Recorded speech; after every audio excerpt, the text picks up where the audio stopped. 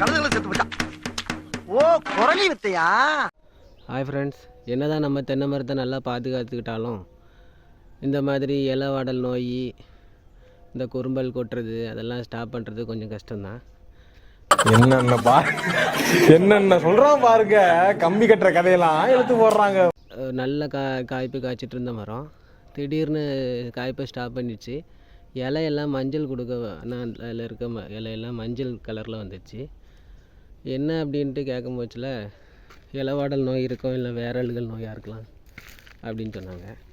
அதான் என்ன மருந்து அப்படின்னு பார்த்தா இந்த மாதிரி வட்டைப்பாத்தி எடுக்கணும் ஃபஸ்ட்டு தென்னை மரத்துக்கிட்ட. இது 1.5 அடிக்குள்ளே எடுத்திருக்கு. ஏன் அப்படின்னா இது நோய் தாக்கிட்டு, அதனால் 1.5 அடி எடுத்தால் தான் பக்கத்தில் இருக்க வேர் மூலமாக சீக்கிரமாட்டு இந்த மரத்துக்கு போய் சேரும். என்ன மருந்து யூஸ் பண்ண போகிறேன் அப்படின்னா, என்ன பாருங்கள், இது ஒரு பாக்டீரியா, இயற்கையானது தான். இதை ஒரு 20 ml இந்த மாதிரி 10 லிட்ரு இதுக்குள்ளே ஊற்றிக்கிட்டு அதை டைரெக்டாக நம்ம இந்த வட்டைப்பாத்திக்குள்ளே ஊற்றிட வேண்டியதான். இதால் வேரல்கள் நோய், இந்த இலைவாடல் நோய் எல்லாமே கட்டுப்படுத்துகிறோம். இதை ஊற்றிக்கிட்டு நம்ம லைட்டாக மிக்ஸ் பண்ணிவிட்டு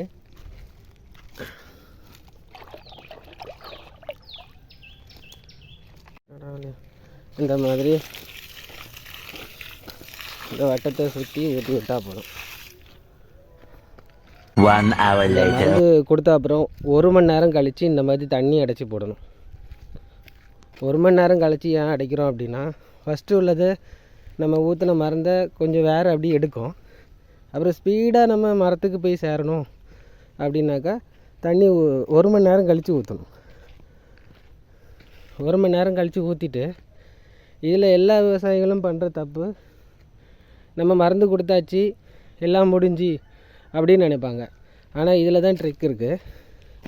இந்த மாதிரி பழைய ஓலை மட்டை எல்லாத்தையும் சேர்த்து ஒரு மூடாங்கு மாதிரி போட்டுறணும்.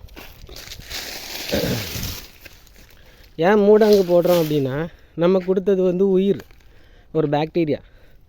அது வெயில் பட்டுச்சுன்னா சீக்கிரம் இறந்து போகிறதுக்கு வாய்ப்பு இருக்குது.